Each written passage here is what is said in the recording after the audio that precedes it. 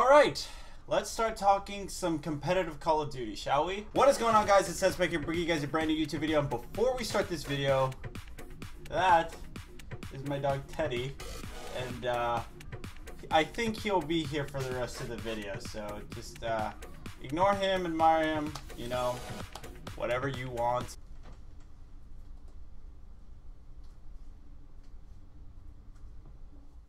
Just doing his own thing. You don't really have to, you know, pay too much attention to. But today, guys, what we're going to be looking over are two things. Now, at the time of making this video, it is November 29th, 2017. I'm pretty sure I will be uploading this video today, or if not, tomorrow.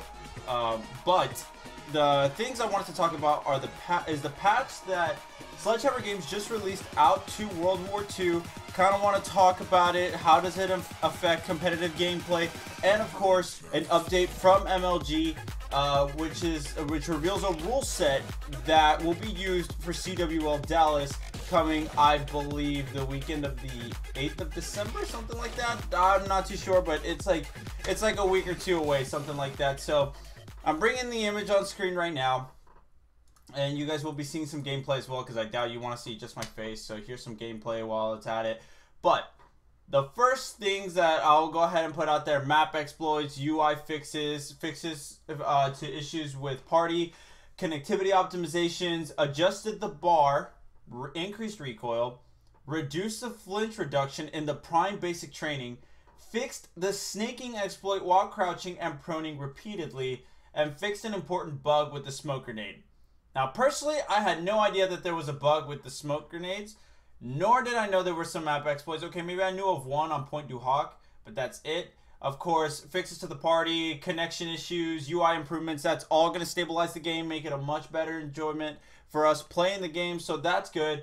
But of course, since I'm a competitive Call of Duty player, the three things I want to talk to you guys about is the primed basic training, the snaking, and the increased recoil of the bar. Now, if you guys want to have a discussion in the comment section below, you guys want to tweet at me or whatever it is, what have you. I love talking competitive Call of Duty. You guys do not have to agree with what I have to say, but that doesn't mean you guys should have to go out and, you know, be totally rude about it or with others. So just state your opinion, be civilized about it. And I mean, let's just hop straight into it at this point. So the things that I wanted to talk about, of course, is the prime basic training. Now, personally, I do think that this should have been added, but what a lot of pro players were saying is that this flinch reduction should come with the universal flinch reduction in the entire game. Because as of right now, just because they reduced the flinch in the prime basic training,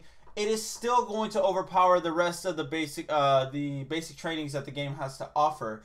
Now, the thing with this is that, like I said, it still makes the other basic trainings, like, not useless, like more usable, but primed is still going to be primarily used. And I mean, on paper, this looks like a good update, but I really don't see this doing much, to be honest with you. I haven't had a chance to play with it, especially in a competitive match, so we're gonna have to wait and see how that goes. But to be honest, I think that's not going to be that huge of an impact. Adjusted the bar for increased recoil. Now, my thing with the bar is not so much the recoil or even the damage. My thing with the bar is that you can use it up close. Therefore, it makes submachine guns either irrelevant, or you're just having 3 to 4 bars out in a single map. And I think that's absolutely ridiculous. Like, there's no place for submachine guns in this game. And I just think that increasing the recoil, I mean, yes, it's a nerf to the bar, but this is more for like long range gunfights. Like, if you're going to be up close, this is probably still going to leave it in the situation where submachine guns are not in the best position right now. Sure, we have been seeing way more of the PPSH as of late, which is, you know, which is a good thing, you know, that's versatility to the game. But I don't know, maybe they could have increased the hip fire spread on the bar so it's not as usable up close. You know, they could have done that. Increased recoil, I guess it's not that bad. Maybe a slight rate of fire reduction. But basically, I think the bar nerf should have come with close range, because people are always going to complain about a gun. People are always going to complain about an FG42. They're still going to be complaining about the bar. I just don't think that this is going to make it so submachine guns are usable, and I still don't think the bar is overpowered whatsoever. I personally don't think there's an overpowered gun in the game, but that's just me. And fixing the snaking exploit while crouching and proning repeatedly. Now, the thing with snaking introduced in IW is, of course, it's an exploit where if you crouch and go prone repeatedly, you can't hit them. And in this game, you even have difficulties seeing the player, and it really sucks, and it's stupid, and it's cheating, and I don't like it at all, and a lot of players are not too fond of it either. So glad that this is out of the game. This is probably the most effective change that they made to the game. And so overall, I guess this patch was okay. You know, I did say on Twitter that overall it does look great on paper, but thinking about it now and having some conversations with people over Twitter, yes, this update truthfully just kind of fixed one thing, to be completely honest with you. So yeah, I mean, maybe the bar, but that just depends on the amount of recoil it has. Now we're going to get into the changes that are going to be in place for CWL Dallas. Now, these changes, at the time of making this video, it says here at the bottom, the explosive delay change will not be reflected in the esports mode built into the game prior to this weekend's 2K.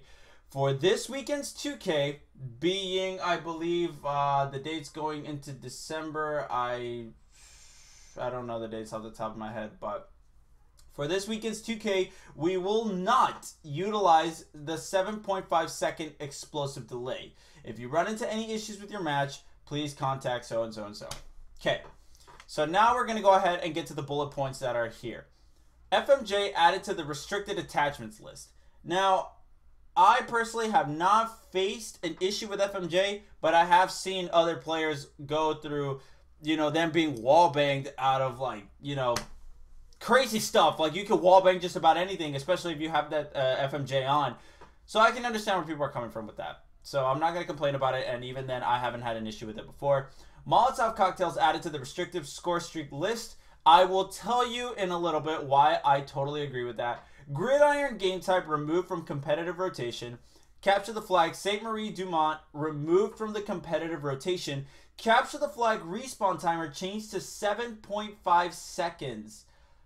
Big one. That's a really big one, and I am kind of indifferent about it, but not really. I'll get into that in a sec. Search and destroy, Gibraltar removed from the competitive rotation, and all game types. Explosive delay, 7.5 seconds. This explosive delay will help provide players with more opportunities to navigate the map off spawn, while still allowing players to utilize the increased grenade throw distance from the Expeditionary Division.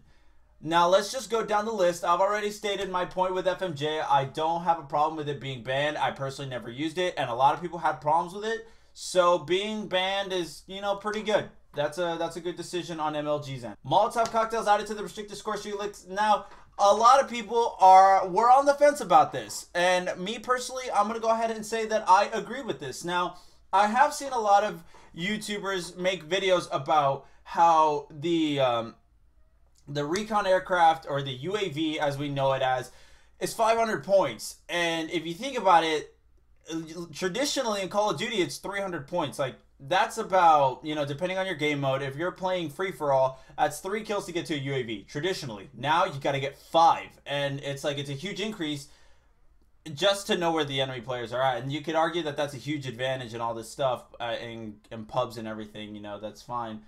But my thing is that that is not a lethal score streak. A Molotov cocktail is. And if you think about it, if you, like, just hold on for a second. If you want to run a tactical and a lethal grenade, you could run the Expeditionary Division. I don't know the name of the basic training, but if you want to run 2 lethals, you can also run that basic training that lets you run 2 lethals. Now, if for the price, traditionally, for a regular UAV, you're going to get a Molotov cocktail, which not only does explosive damage, it does damage over time because you're burning your opponent. I mean, that is a lethal score streak for only 3 kills. And I think that the Molotov cocktail is a great score streak, especially for search and destroy. But I do think maybe they can switch places. Like the recon aircraft could be 300 while the Molotov cocktail could be 500. I think that would be a really good change. But as of right now, how it stands, I think, man, I'm getting like 2 or 3 Molotov cocktails for S&D game, and not to mention the amount I gotten for respawn. And I'm pretty sure players have had this same thing go on for them as well. And I just think that this is a good change. A lot of people were on the fence about it. A lot of people were for it. I'm personally going to say that I'm for it. And if you think about it, back to my point that I was making about the basic training and having 2 lethals or a tactical and a lethal, whatever, you could potentially have up to 3 grenades that you can throw out on the field, potentially even 3 lethals out on the field. And I think that's just so ridiculous. Like, imagine you London Docks, or not London Docks, but let's say more like Gibraltar. Now it's removed out of the competitive rotation. But if you think about it, what if you're on Gibraltar, you know the nade spots, you can literally throw a grenade, you know, let's just say you could throw a grenade on A bomb, throw a grenade on B bomb, and then throw a Molotov cocktail in gun room if you're standing on brick. And like, holy shit, like, you can literally check if he's there or not, assuming you use your grenades correctly. And I just think it's overpowered. No one should be able to have 3 lethals out on the field. That is absolutely ridiculous. So I'm for that. Gridiron, huge letdown. I'm a huge Uplink fan, but Uplink is for the jetpack games. After this, I don't see Gridiron or Uplink ever coming back unless Call of Duty goes back up in the air, but we don't know about that. Competitive, capture the flag, St. Marie Dumont removed from the competitive rotation. Kind of don't care about this one, to be completely honest with you. I never heard people say that it was good. I've never heard people say that it was bad. I personally never had my own thing with it, so I don't care, to be completely honest with you. Search and destroy Gibraltar removed from all competitive rotations, or from search and destroy rotation. You remove FMJ and you remove the explosive delay, which makes this map good. And now you take it out and leave USS Texas. Like, okay. And then, of course, explosive delay to 7.5 seconds. Great decision. Pre-nades won't be as annoying. You will have to now use your grenades more tactically, more strategically. Not like that. I think that overall this is a very good decision made from the CWL's point of view. And overall, this is good. In my opinion, this is very good. This shows that we are really trying to push something for Call of Duty esports this time around, and it's overall just going to help. So yeah, thank you guys so much for watching. Hopefully you guys did enjoy. If you want to leave a comment as to what you think, if you agree with me, if you disagree with me, you guys can always tweet at me, leave it in the comments, whatever you like. Definitely going to be bringing more videos like this. Right now we have a special video coming out for you guys. I have 2 special videos coming out, another Detriment Squad, and we're going to be looking over the pools so far for CWL Dallas. So thank you guys so much for watching, and I'll catch you guys in the next one.